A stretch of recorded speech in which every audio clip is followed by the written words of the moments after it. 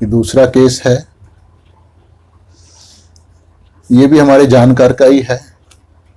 इसके फ़ोन को एडिट किया है, जो काम का हिस्सा है वो रख लिया है, क्योंकि जब हम जानकार होते हैं या मरीज़ भी नॉर्मल भी होते हैं, बहुत सारी बातें इधर उधर की करते हैं।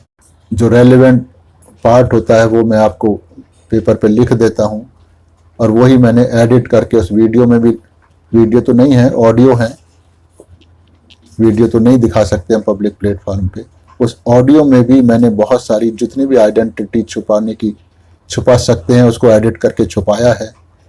इररेलेवेंट पार्ट, जो बहुत सारी घरेलू बात इधर उधर की होती हैं, उनका केस से कोई लेना देना नहीं होता है, वो भी कट कर दी हैं। तो आपके लिए जो केस से संबंधित पार्ट है वो मैंने रखा है।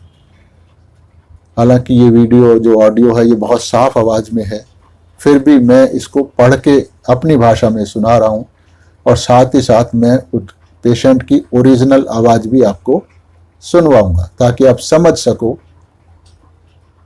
कि हम दवाई के जो देनी है उस पर कैसे पहुँचे, उसका पेशेंट का प्रेजेंटेशन कैसा होता है। क्योंकि मैं कितना भी एक्टिंग कर लूँ, कितना भी उतार चढ़ाव अपनी वाणी में दे लूँ, वो रोगी की एग्जैक्ट प्रेजेंटेशन आपको नहीं दे सकता, जो कि जरूरी है होम्योपैथी में।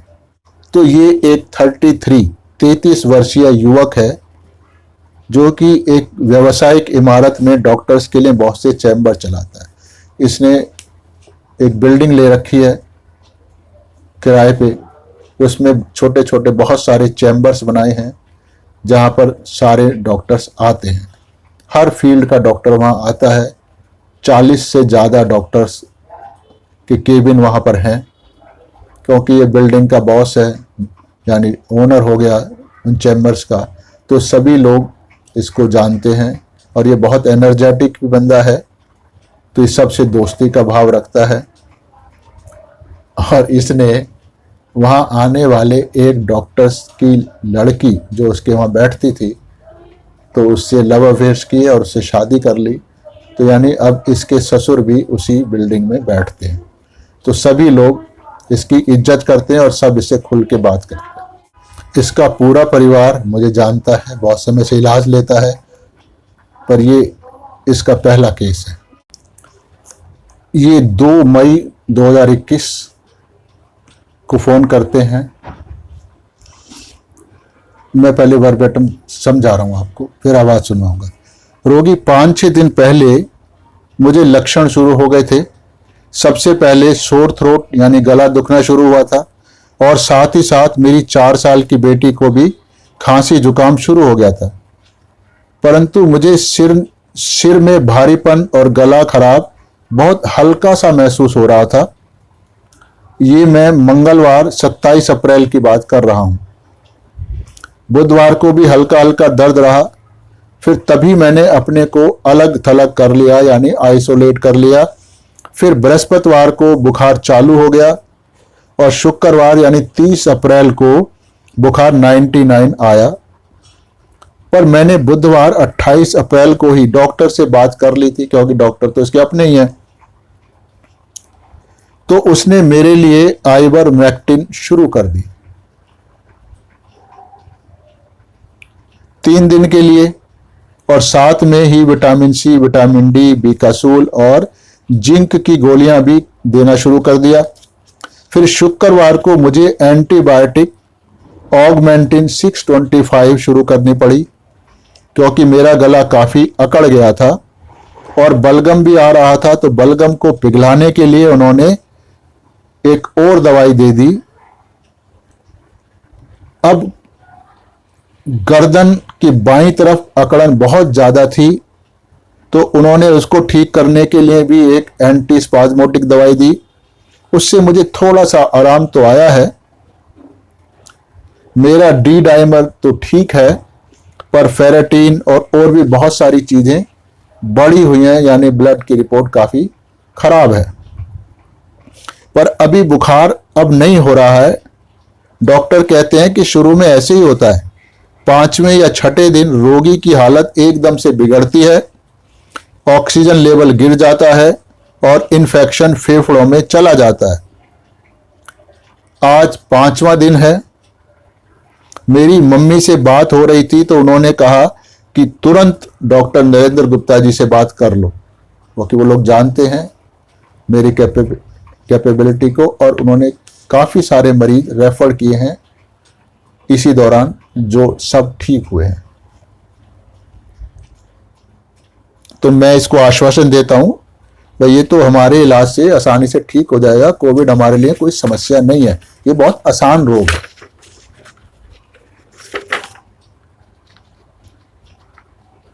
इस पे तो आप विवाद समझ रहे हैं कि आसान है या नहीं है, पर हमारे लिए बिल्कुल आसान है। होम्योपैथी के लिए सब चीज़ें आसान ही होती हैं अगर वो स्ट्रक्चरल नहीं है तो। रोगी आगे बात करता है, आज दूसरे डॉक्टरों से भी बात हुई थी, मतलब जो उसके अपने बिल्डिंग में काम करते हैं, तो मुझ पर उन्होंने दबाव डालकर फेबीफ्लू नाम की दवाई शुरू करवा दी है। मैंने उनको कहा कि भाई मुझे दवाई शुरू नहीं करनी है, क्योंकि वहाँ तो सारे डॉक्टर अपने हैं।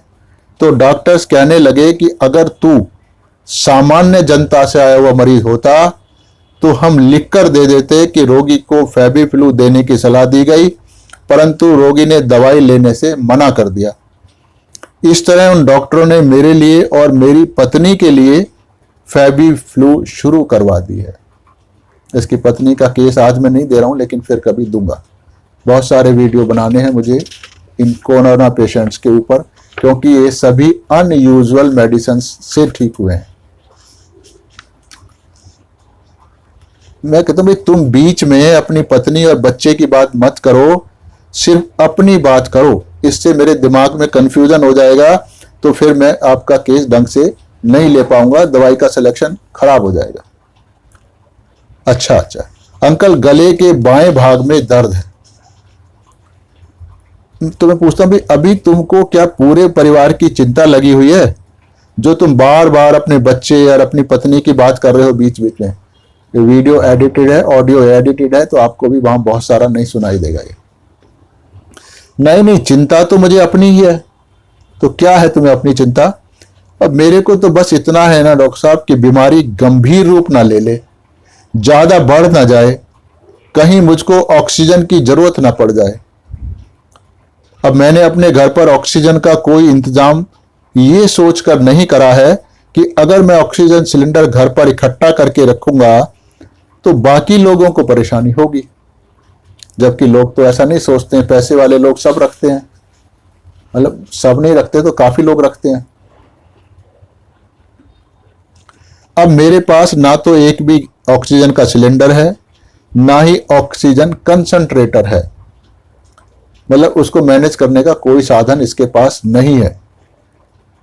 लेकिन बस यही डर है कि मुझे कहीं ऑक्सीजन की जरूरत ना पड़ जाए, क्योंकि मैं नहीं चाहता कि मेरे पापा इस उम्र में और ऐसे हालातों में ऑक्सीजन सिलेंडर ढूंढने घर से बाहर जाएं। अगर मुझे उन लोगों के लिए लाने होते, यानी अगर वो लोग बीमार होते, तो मैं घर से बाहर जाके आसानी से ले आता। भाई ये तो हनुमान जी है नहीं, ये भी इंसान ही है, तो आसानी से कहां से ले आएगा जो वो काम नहीं कर सकते। तो ये खुद को बहुत ही ग्रेट समझ रहा है इसमें। तो फिर मैं भाग दौड़ करके इंतजाम कर लेता, पर मैं नहीं चाहता कि इस उम्र में वो लोग ऑक्सीजन के लिए मारे मारे यहां वहां फिरे। तो मैंने बस, मेरा केस तो यहां हमारा खत्म हो गया था। तो मैंने इसको कहा अच्छा मैं तुमको दवाई भिजवा देता हूं। तो ये तुरंत बोला, अंकल मैं तुम्हें अपनी हिस्ट्री बता देता हूं। अंकल मुझको साइनस की समस्या रहती है, मेरी नाक बहुत बंद होती है, मुझे नाक खोलने की दवाई ऑट्रोविन लेकर घूमना पड़ता है। मैं बच्चों वाली ऑट्रोविन रखता हूं, कभी कभी तो 2-3 दिनों तक जरूरत ही नहीं पड़ती है, और कभी कभी एक दिन में 2 बार तक एक एक पफ डालने की जरूरत पड़ती है। अंकल बहुत लोग तो नाक बंद होने पर मुंह से सांस लेकर काम चला लेते हैं, परंतु मैं अगर मुंह से सांस लूं तो मेरी धड़कन बढ़ जाती है, और अभी तो ऑट्रोविन की जरूरत तो बढ़ गई है। मुझे जब भी खांसी जुकाम होता है तो ऑट्रोविन काफी ज्यादा बार प्रयोग करनी पड़ती है।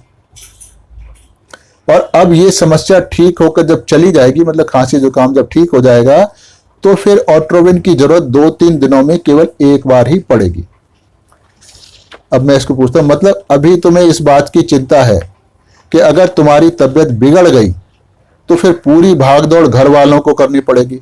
हाँ अंकल हाँ, मतलब कि वो भागदौड़ करेंगे तो उनको खतरा हो सकता है। अगर मुझे भागदौड़ करनी पड़ती तो मुझे फिर कोई परवाह नहीं होती, लेकिन अब उनको करनी पड़ेगी तो मुझे डर लग रहा है। नोट, मैं नोट बना रहा हूं आपके लिए। मुझको लगा कि अभी इस रोगी की एलोपैथिक दवाइयां चल रही हैं और बहुत ज्यादा परेशानी भी इसको महसूस नहीं हो रही है, तो इसको हमारी दवाई की तो आवश्यकता है नहीं, तो इस कारण मैंने इसको प्लेसेबो दे दिया। मैंने कही तो हो जाएगा ठीक ठाक, आइवरमेक्टिन है और दूसरी एंटीबायोटिक है, एंटी स्पाज्मोटिक है, बलगम पिघलाने की दवाई है, ये सब तो चल ही रही है इसकी। जबकि हमने इसके वर्तमान लक्षणों के आधार पर दवाई का चुनाव तो कर लिया था। काली कार्ब नाम की दवाई इसके लिए चुनी गई थी, पर दी नहीं गई इसको, क्योंकि हमें लगा इसको दवाई की जरूरत नहीं है, सिम्टम है पर ये अपने आप चले जाएंगे। सही अंकल। हाँ जय श्री माता जी। जी हाँ बताओ अंकल, सिम्टम शुरू हो गए थे 5-6 दिन पहले। अच्छा। सोर थ्रोट शुरू हुआ था अंकल। हाँ।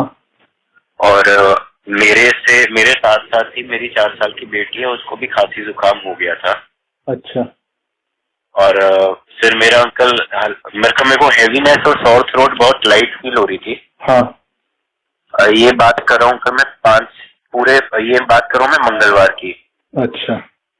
फिर बुधवार को भी ऐसे ही हल्का हल्का पिंच शुरू हुई तो मैं आइसोलेट हो गया। हाँ। थर्सडे शाम को मेरे को 99 बुखार आ गया था अंकल। अच्छा। और फिर फ्राइडे को भी शाम को 99 बुखार आया। हाँ हाँ। तो मैंने वेडनेसडे को ही डॉक्टर से बात करी थी, उन्होंने मेरी आइवरमेक्टिन शुरू कर दी थी। अच्छा। 3 दिन के लिए अंकल। और हाँ। साथ में वही विटामिन डी, विटामिन सी और बीकासुल। विटामिन डी, सी और बीकासुल। अच्छा ठीक है। और जिंक टैबलेट पर जिंकोनिया। हाँ जिंक। उसके बाद अंकल मैं फिर फ्राइडे को मेरे को ऑगमेंटिन 625 शुरू करनी पड़ी क्योंकि गला काफी अकड़ गया था। अच्छा। और बलगम भी आ रही थी साथ में। एक वो बलगम को पिघालने का वो म्यूसिनेक जो आता है पल्मो क्लियर के नाम से। अच्छा। म्यूकोलिटिक, वो भी शुरू कर दिया। हाँ। तो कल मेरे को गर्दन में बहुत अकड़न थी अंकल, गर्दन गले में, लेफ्ट साइड पे बहुत अकड़न थी गले में। हाँ। और कल रात को उन्होंने मेरे को फिर थोड़ी वो एंटी स्पाज्मोडिक मेडिसिन दी, सिग्नोफ्लैम, तो मेरे को आज आराम तो आया है। हाँ। लेकिन ये मेरे डी डाइमर भी ठीक है, सीआरपी भी ठीक है, एलडीएच और फेरेटिन बढ़ा हुआ है अंकल। अच्छा। तो और अभी एलडीएच और फेरेटिन बढ़ा हुआ है। हाँ। को भी गले में सिम्टम है, बुखार नहीं हुआ अभी तक। अच्छा। तो वो डॉक्टर्स कहते हैं कि शुरू में 5-6 दिन लोगों को ऐसे ही हो रहा है, 6-7वें दिन एकदम से वो डाउन हो जाते हैं, ऑक्सीजन कम हो रहा है। हाँ। और लंग्स में पहुंच जा रहा है ये वायरस। हाँ। तो आज 5वां दिन है अंकल। तो मम्मी से भी बात हो रही थी, मम्मी ने सीधा बोला डॉक्टर गुप्ता से बात करो इमीडिएटली। हाँ हाँ। हो तो जाएगा, देखो। हाँ जी बिल्कुल, वो सब मालूम है ना, हो तो हाँ जाएगा। जी। तो इससे अब तुम वरीड हो गए हो क्या कुछ? जैसे अभी आज थोड़ा सा डॉक्टर से भी बात हुई ना, तो उनको तो से जैसे उन्होंने वो प्रेशराइज करके फैबी फ्लू शुरू करवा दिया है। अच्छा।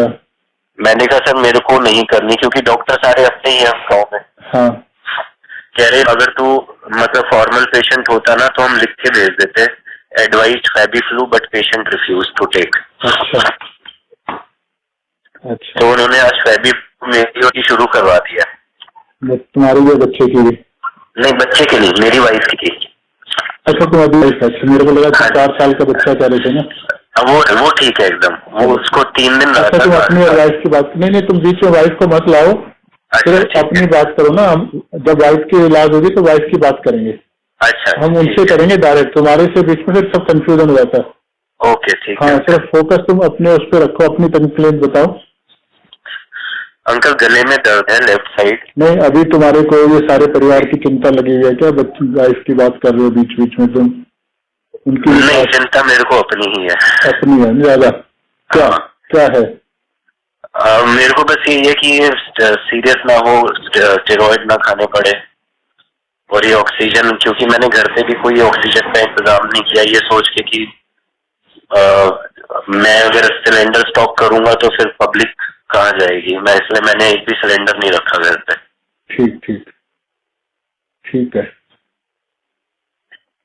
अच्छा, तो मेरे पास ना घर में ऑक्सीजन है ना कॉन्सेंट्रेटर है। हाँ। लेकिन तो यही मेरे को डर है कि ऑक्सीजन की जरूरत ना पड़े, क्योंकि फिर अगर मैं नहीं होता तो मैं तो भाग दौड़ करके इंतजाम करता। हाँ हाँ लेकिन मैं नहीं चाहता पापा बाहर निकले। हाँ। ठीक है। तुम 40 के प्लस हो गए? 40 प्लस? नहीं 33 का हूँ अभी। 33। तो मैं दवाई तुम्हारे को भिजवा दूंगा। अच्छा, वैसे अंकल थोड़ा सा अगर मैं हिस्ट्री बता दूं। हाँ बता दो। अंकल तुम्हारे को हुआ था ना पिछली बार डेंगू? नहीं, वो हुआ था बड़ी वाले को। मेरे को अंकल साइनस का इशू रहता है। साइनस का इशू क्या रहता है अंकल, मेरे को नोज ब्लॉक बहुत होती है, मेरे को ऑट्रिविन के साथ घूमना पड़ता है। मैं काम पे भी जाता हूँ तो जेब में जो बच्चों वाली पीडियाट्रिक ऑट्रिविन आती है, हाँ। एडल्ट नहीं, मैं वो लेके जाता हूँ। हाँ। और एक कभी कभी 2-3 दिन तो ऐसा होता है जरूरत ही नहीं पड़ती, कभी होता है कि दिन में 2 बार एक पफ डालने की जरूरत पड़ती है। अच्छा। और बहुत लोग होते हैं नाक बंद में काम चला लेते हैं। मेरे साथ इशू है अंकल, मेरी नाक बंद हो जाए तो मुंह से सांस लेता हूँ तो पैल्पिटेशन हो जाती है, मेरे को घबराहट होती है मुंह से सांस लेने में। अच्छा। तो और अभी फिलहाल ऑट्रिविन का यूज तो बढ़ गया है, जब भी मेरे को। तो ये फिर 3 तारीख को सुबह 9:15 बजे फोन करते हैं दोबारा, नेक्स्ट डे। अब रोगी के गले में खराश के कारण परेशानी बहुत बढ़ी हुई है। इसका मतलब है कि एलोपैथिक दवाइयों से रोगी को लाभ नहीं हो रहा है, बीमारी अपने हिसाब से बढ़ती जा रही है। अंकल, गले की परेशानी पहले से थोड़ी ज्यादा बढ़ गई है। अब रोगी लगातार खांसे जा रहा है। कल खांसी नहीं थी, अब तो खांसी भी शुरू हो गई है। नोट, मैं पहले से ही इसके लिए काली कार्ब का चुनाव कर चुका था। इस कारण से इसकी तबीयत तकलीफ बढ़ते ही मैंने काली कार्ब 200 एक खुराक खाने को कह दिया और पुनः आधा घंटे के बाद अपना हालचाल बताने के लिए कहा, क्योंकि मुझे मालूम है अगर हमारी दवाई ठीक होगी तो 10-15 मिनट में उसका बहुत अच्छा परिणाम आ जाएगा।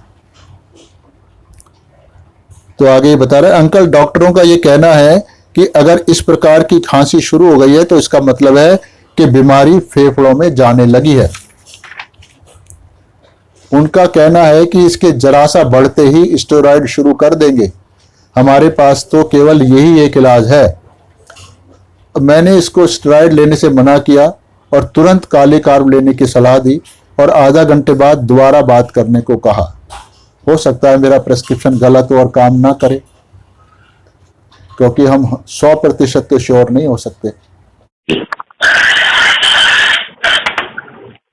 सर थोड़ा बड़ा ही है गला ना। अच्छा, क्या चीज है ये खांसी कल से आज शुरू हो गई। ठीक है, ऐसे करो, उसमें एक काली कार्ब है ब्लू रंग की छोटी शीशी। जी सर। वो अभी ले लो और मेरे को आधा घंटे के बाद बात करो दोबारा। ठीक है, उसको लेने के आधे घंटे में नाश्ता कर लूं या नहीं करूं सर? नाश्ता तो 5 मिनट बाद ही कर लेना, कोई दिक्कत नहीं। ठीक, वो तो मैं वेट भी कर सकता हूँ 15-20 मिनट। नहीं कोई नहीं, 5 मिनट बाद कर लो, कोई बात। अभी गले दवाई ले लो तो 5-7 मिनट बाद। डॉक्टर का ये कहना है हाँ कि अगर ये वाली खांसी शुरू हो गई है तो इसका मतलब लंग्स तक जाना शुरू हो गया वायरस। अच्छा, तो मतलब वो ये कहते हैं।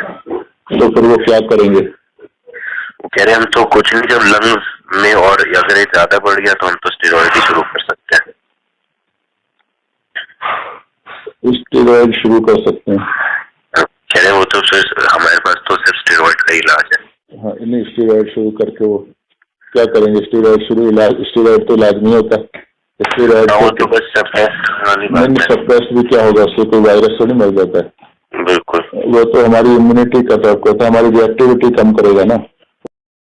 फिर 3 तारीख को सुबह 9:56 पर इन्होंने फोन किया। सर अब गले में पहले से कुछ आराम लग रहा है। अब धीरे धीरे तुम्हारी तबीयत सुधरती जाएगी, और अगर किसी कारणवश ना सुधरे तो इस दवाई मतलब काली कार्ब की ही एक खुराक और ले लेना, और जरा सी भी परेशानी महसूस होने पर मुझे फोन करना। हेलो। हाँ, जी अंकल। कैसा लग रहा है तुम्हें? थोड़ा गले में बेटर है अंकल। बेटर है ना? हाँ। एक मिनट, अभी मैंने तुम्हें क्या दिया था? अभी काली कार्ब। हाँ जी। हाँ, इसी को ना तुम जैसे अभी 6-7 गोली ली है, थोड़ा जी। जैसे और 1 घंटे में पता लग जाएगा तुम्हारे को और कितना बेटर है। ठीक है। नहीं बेटर होगा तो फिर आप और थोड़ा सा एक बार दोबारा ले लेना, और जरा भी दिक्कत महसूस होती है तो तुरंत फोन करना है। ठीक है, तो अभी नेक्स्ट गोली काली कार्ब भी लूं? हाँ, अभी काली कार्ब ही लेनी है। पहले से 2 घंटे बाद? 2 घंटे बाद। पहले मैंने ली थी 9:20 पे। 9:20 पे लिया ना, तो अभी तो तुम्हारा बैटरी लग रहा है अभी। फिर इसका फोन 2:21 पर यानी दोपहर में आता है। अंकल अभी तक तो काफी ठीक था, और अभी अभी दोबारा खांसी शुरू हो गई है। मैंने कहा खांसी तो शुरू हो गई है, परंतु फिर भी सुबह के मुकाबले में तुम्हारी तबीयत कैसी है? जरा कुल मिलाकर तो सुबह से तो काफी अच्छी है, थोड़ा सा बलगम निकलकर काफी अच्छा लग रहा है। तो मैंने कहा इसके बाद काली कार्ब की 5-6 गोलियों को आधा कप पानी में आप घोल लो, और जब भी जरूरत महसूस हो तो इसी पानी की 1 घूंट पी लिया करो। हाँ जी अंकल। हाँ, कैसे हो? अंकल वही काली वाली दोबारा रिपीट करी थी। हाँ, तो अभी तक तो ये 2:30 बजे अभी तक तो आराम था, बस अभी अभी खांसी हुई है, वो 2 घंटे की हो गए, दवाई देने के टाइम भी हो गया। खांसी हो गई मतलब? फिर भी टोटल कैसी है? पहले जो सुबह तुम बता रहे थे ना, टोटल इफेक्ट में बेटर है। टोटल बेटर है ना? अभी कुछ नहीं करो, अभी इसी कितने बजे लिए? मतलब मैंने वो काली एक बार तो सुबह ली थी 9:30। हाँ, फिर लिए मैंने वो 11:30 12:15। अब टाइम हो गया 2 घंटे बाद ले लेकर। तो अभी फिर रात को 10:15 बजे 10:18 पर फोन आता है। सुबह से तो सर काफी अच्छा है, मैं काली कार्ब का पानी पीता रहा, खाना खाने के बाद एक बार तेज खांसी आती है, मतलब अभी इसको सुबह बात करने को कहा गया। अंकल मुझे गंध नहीं आ रही है, मतलब स्मेल खत्म हो गई है इसकी। हमको ये सब बातें नहीं देखनी होती, बल्कि देखना होता है कि रोगी कुल मिलाकर धीरे धीरे सुधर रहा है, मतलब स्वयं को अच्छा महसूस कर रहा है। तो इसका मतलब है कि रोगी धीरे धीरे ठीक हो जाएगा, हमारी दवाई बहुत अच्छे से काम कर रही है, तो फिर हम निश्चिंत होते हैं। अभी बात कर सकते हैं अंकल? हाँ बताओ। अच्छा, सुबह से तो बेटर है काफी। अच्छा, और वही मैं काली वाली ही जो काली कार्ब। हाँ जी। हाँ, वही ले चुका हूँ 4 बार। हाँ, और बस खाना खाने के बाद एक बार तेज खांसी आती है। वो तो ग्रेजुअली जाएगा ना, इन्फेक्शन एकदम तो नहीं जाता। बिल्कुल। लेकिन जितनी तेजी से जा रहा है ये, इसमें तो एंटीबायोटिक से भी नहीं जाता ना इतनी तेजी से तो। हाँ नहीं जाता अंकल, बिल्कुल नहीं जाता। क्योंकि तो बॉडी को ही हम ठीक कर देते हैं। हाँ जी, जैसे सहयोग में होता है ना, वही दवाई से होता है। बिल्कुल बिल्कुल अंकल। और तो अभी तो बस एक डोज ले लेना, बाकी कल शुरू कर लेना। तो कल बात कर लेना मेरे से, कोई जरूरत हो तो। कल सुबह से कौन सी शुरू करनी है अंकल? तो अगर ठीक रहता है तो बड़ी वाली शुरू कर लेना। बड़ी वाली शुरू कर लूँ फिर? हाँ, ठीक है। मेरे को थोड़ी सेंस ऑफ स्मेल कम हुई है। वो नहीं देखना होता हम लोगों को, ये देखना होता है कि एक ओवरऑल पेशेंट अपने आप को थोड़ा कंफर्टेबल फील कर रहा है या नहीं फील। फिर 7 तारीख को फोन आता है, यानी अब बीच में ये इतनी अच्छा था कि इसने फोन करने की जरूरत भी महसूस नहीं करी। दोपहर 3 बजे, अंकल अब तो काफी आराम है, अब तो गले में बस मामूली सी खराश है। तो हमने आगे इसको जो प्रोटीन दवाई देते हैं वो चला दी। अंकल अब दवाई काफी आराम है, हाँ। खांसी में भी बहुत आराम है। अच्छा, तो अभी वही आप वो जो 3 बड़े वाली शीशी है वही ले रहा हूँ। ठीक है। कितनी बच गई? अभी तो बची है अंकल, आधी शीशियां बची है। अच्छा अच्छा, तो अभी कितने दिन, 2 घंटे से नहीं लेते तुम? अभी आज 3 दिन पूरे हो गए अंकल, 4था दिन हो गया है। अच्छा अच्छा, ठीक है। तो अब इस केस का विश्लेषण करते हैं। छोटा सा केस है पर मुश्किल था ये। अगर आपको दवाई की गहनता नहीं मालूम होगी तो आप इस केस को क्रैक नहीं कर पाओगे, उल्टे सीधे प्रिस्क्रिप्शन करोगे। इसका विश्लेषण अब आप समझिए, हालात को समझें। इसके नीचे लगभग 40 सुपर स्पेशलिस्ट डॉक्टर बैठते हैं जहां एक काम कर, जिस मतलब जो इसका केबिन है, बिल्डिंग है, उसमें 40 से ज्यादा डॉक्टर्स हैं। तो सबसे इसके घनिष्ठ संबंध हैं। तो सभी ने इसको एक ही किस्म की दवाइयां दी है, यानी उनका तो एक प्रोटोकॉल होता है, कोविड माने ये दवाइयां। इसके बावजूद इसकी बीमारी बढ़ती चली गई और फेफड़ों में भी पहुंच गई, जिसको रोकने के लिए स्टेरॉइड देने का फैसला किया गया। परंतु होम्योपैथी की एक सही सिमिलिमम काली काब की पहली खुराक से ही इसने स्वयं को अच्छा महसूस करने लगा, अर्थात बीमारी रुक गई और इसकी सेहत सुधर गई। यही सही सिमिलिमम की शक्ति और उसका कमाल है। इस व्यक्ति को अपने बड़े भाई, यानी उसको पहले ही कोविड होकर सुधर चुका है, उसने वैक्सीन की दोनों खुराक भी ले रखी हैं। उसके अनुसार, मतलब इस लड़के के अनुसार, मरीज के अनुसार, उसके शरीर में भरपूर एंटीबॉडीज पहले से ही बनी हुई हैं। पिछले वर्ष उसको डेंगू हुआ था जब मैंने उसका इलाज किया था, मतलब उस समय उसने मुझसे इलाज करवाया, अर्थात वो कोविड की बीमारी से लगभग पूर्णतः सुरक्षित है, क्योंकि एक तो दोनों डोज ले रखी हैं और कोविड ऑलरेडी हो चुका है। और पिता की चिंता है, यानी बड़े भाई और पिता की चिंता है, जब बीमार होगा तो वही 2 मेल मेंबर हैं जो घर से बाहर ऑक्सीजन सिलेंडर ढूंढने जाएंगे, तो उन्हीं दोनों की चिंता है इसको। तो बड़े भाई, इसके पिताजी का क्या खासियत है, वो भी पूर्णतः स्वस्थ हैं और हमेशा ही, क्योंकि ये गवर्नमेंट कॉन्ट्रैक्टर हैं, तो जहां बिल्डिंग कंस्ट्रक्ट होती हैं, पुल बन रहे होते हैं, यानी बड़े कॉन्ट्रैक्टर हैं ये लोग, तो ये उस धूल भरे गंदे वातावरण में रहते हैं, तो उनकी इम्यूनिटी बहुत अच्छी है और उन्होंने भी दोनों डोज ले रखी है। तो यानी दोनों की कोई खतरा नहीं है ऐसा मेजर, और दोनों ही स्वस्थ हैं, एनर्जेटिक हैं और घर से बाहर रहने की उनको आदत है। फिर भी इसको चिंता है, यानी फिर भी ये खुद उनसे अपने आप को ज्यादा शक्तिशाली समझ रहा है, जबकि सबसे छोटा है घर में। तो ये इसके पिताजी की बात कर रहा था, हमेशा ही निर्माणाधीन इमारतों वाली जगह पर रहते हैं, क्योंकि वो सरकारी ठेकेदार हैं और वो ऑक्सीजन सिलेंडर के लिए सड़कों पर इधर उधर भागते फिरेंगे, जिसके कारण उनको कुछ समस्याएं हो सकती हैं। इसलिए चिंतित है कि उसकी हालत इतनी खराब ना हो जाए कि उन लोगों उसको ऑक्सीजन की आवश्यकता पड़े। उसको स्वयं की बीमारी की चिंता नहीं है, बल्कि अपने से बड़ों की सेहत की है, क्योंकि इसकी सोच के अनुसार वो इतने मजबूत नहीं है कि इस कोरोना काल में सुरक्षित रह सके।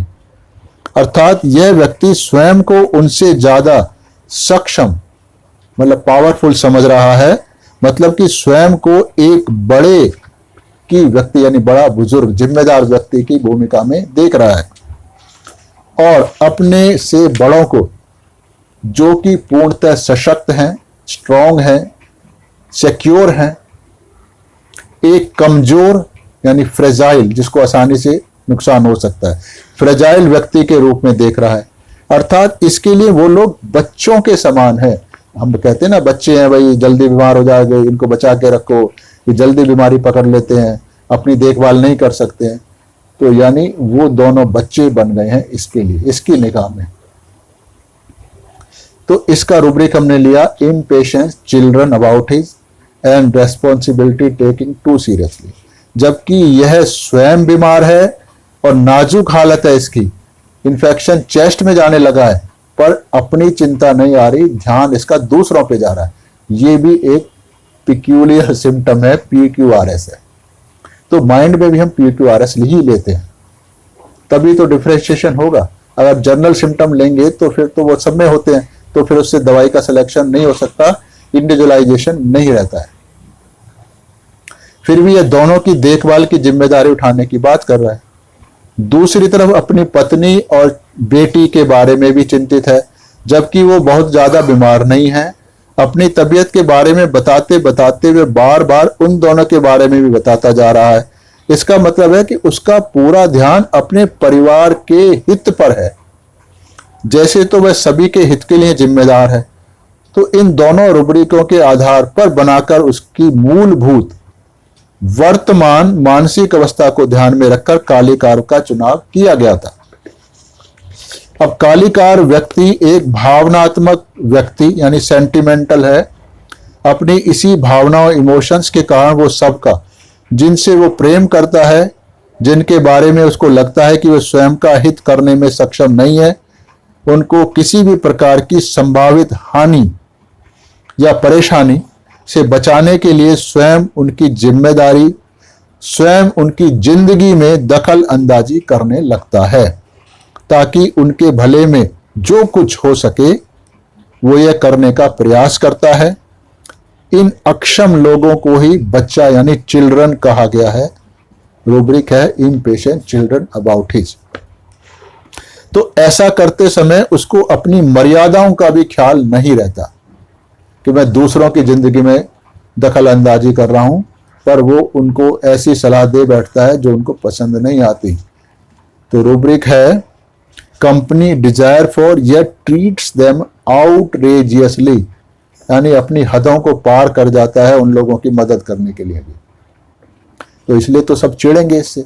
तो कैंट साहब ने कहा ही है कि calls with his bread and butter and family members, तो वो उसका ये मतलब है। तो ये झगड़ा नहीं कर रहा है। झगड़ा किस लिए कर रहा है कि तुम ये कर लो, तुमने ये नहीं किया, अरे ऐसे नहीं करा तो ऐसे हो जाएगा, यानी ये उनका भला करना चाहता है। इसको लगता है कि उन लोगों को समझ नहीं आ रही है कि उनके लिए भले में क्या है, चाहे वो अडल्ट हो चाहे इससे बड़े हों। तो इसलिए झगड़ा तो होगा, पर वो युद्ध नहीं होता है, वो झगड़ा प्यार वाला झगड़ा होता है, मामूली सा मन मुटाव होता है। वो फिर इसको पसंद नहीं करते हैं, वो सोचते हैं यार ये तो टांग अड़ा रहा है बीच में, जबकि ये टांग नहीं अड़ा रहा होता, इनकी परवाह कर रहा होता है। पर इसको समझ नहीं आ रहा होता कि वो लोग भी परवाह करने लायक हैं, उन सबको अकल है। तो जिसका जितना अधिकार है उससे आगे जाकर कार्रवाई करता है। जिसका ये भला करना चाह रहा है उनको भी इसकी ये हरकतें पसंद नहीं आती हैं, उन्हें इसकी हरकतें इनकी जिंदगी में बेजा दखल अंदाजी प्रतीत होती है। अपनी इन्हीं भावनाओं के वशीत होकर वो अपने से कमजोर, मतलब जो इसकी निगाहों में कमजोर होते हैं, इसके अनुसार जिन्हें स्वयं का भला बुरा पहचानने की समझ नहीं होती है, लोगों की मदद करने के लिए बेचैन हो उठता है। तो इम्पेशेंस चिल्ड्रन अबाउट हिज, तो उनकी देखभाल करना यह स्वयं की जिम्मेदारी समझता है, रेस्पॉन्सिबिलिटी एंड ड्यूटी, और उसको पूर्ण निष्ठा, पूरी गंभीरता से, पूरी ईमानदारी से पूरा करता है, चाहे मदद लेने वाला व्यक्ति इस व्यक्ति की हरकतों के कारण नाराज ही क्यों ना हो। अगर यह उन लोगों की मदद नहीं कर पाता है क्योंकि सामने वाले इससे मदद लेना नहीं चाहते, तो इस कारण से यह उन लोगों की समस्याओं को नजरअंदाज करने का प्रयास तो करता है, पर सफल नहीं हो पाता। कोशिश करके फिर आंख बंद करता है, मतलब सोचता है यार इनको कोई समस्या ही नहीं है, उधर ध्यान ही नहीं देता फिर ये। तो इसे कहते हैं आईज क्लोजिंग एम्बुलेट। तो इस केस में अन्य रूब्रिक बहुत सारे लिए जा सकते हैं। ऐसे तो जोड़ने के लिए, दवाई को समझने के लिए आप इसकी रेट्रोस्पेक्टिव स्टडी कर सकते हो, पर बेसिक ये दो ही रूब्रिक थे इसके। Delusion neck is too large, ये कालिकार का बेसिक पर्सनैलिटी है। मतलब क्या हुआ, अर्थात उसकी गर्दन जरूरत से ज्यादा लंबी है। अर्थात व्यक्ति के आसपास के हालात को जब गर्दन लंबी होगी, जैसे जिराफ की लंबी है, तो दूर दूर तक देख सकता है। लेकिन अगर गर्दन छोटी होगी तो आसपास का ही दिखेगा, तो आसपास का खतरा ही दिखेगा, दूर का खतरा क्या और दूर क्या और नहीं दिखेगा। तो जब लंबी गर्दन है तो इसका मतलब है कि ये जो आगे भविष्य में आने वाले खतरे हैं उनको ये औरों के मुकाबले में जल्दी भाप जाता है। तो जो दूसरे लोग नहीं भाप पा रहे हैं, यानी वो बच्चे हैं, अभी उनको इतनी समझ नहीं है, तो इसलिए ये उनकी जिंदगी में घुसने की कोशिश करता है। अर्थात व्यक्ति के आसपास के हालात को, आने वाली वास्तविक घटना को जितना जल्दी और सटीकता यानी एक्यूरेसी से अनुभव कर सकता है उतना कोई नहीं कर सकता। अर्थात अपने प्रिय लोगों के ऊपर आने वाले संभावित खतरे को ये अन्य लोगों के मुकाबले जल्दी भांप लेता है और अपनी जिम्मेदारी समझकर उन लोगों को ये बचाने का प्रयास करने लगता है, क्योंकि दूसरे लोगों को ये खतरे नजर ही नहीं आते हैं। इसी कारण से वो लोग इसकी इन्हीं हरकतों को अपनी जिंदगी में नाजायज दखल अंदाजी मानते हैं, परंतु इसको लगता है कि उन सब को बचाना इसकी अपनी जिम्मेदारी है। मतलब ही हैज टू लार्ज नेक, बहुत बड़ी नेक है। तो ये मेटाफोरिकल मीनिंग हुआ। तो हर रूब्रिक का मेटाफोरिकल मीनिंग समझकर ही हम दवाई की असली पर्सनैलिटी समझ सकते हैं और फिर कुछ ही सूचनाओं के, बहुत कम सूचनाओं के आधार पर रोगी के लिए सटीक दवाई का चुनाव कर सकते हैं। तो इस पे आप स्वयं स्टडी करें, रिपर्टरी खोलकर, मैट्रिया मेडिका पढ़ के, जो कुछ मैं समझा रहा हूँ या कोशिश कर रहा हूँ समझाने की, उस आधार पे दवाइयों के बाकी रूब्रिक भी समझने की कोशिश करें। तो आप अपनी समझ के अनुसार उस दवाई की एक पर्सनैलिटी बना लेंगे जो आपकी समझ के अनुसार बहुत मजबूत होगी और रोगी को देखते ही आप समझ जाएंगे कि ये फलानी दवाई का रोगी है। ये सही तरीका है दवाई पढ़ने का। मैं भी ऐसा ही करता हूँ। धन्यवाद।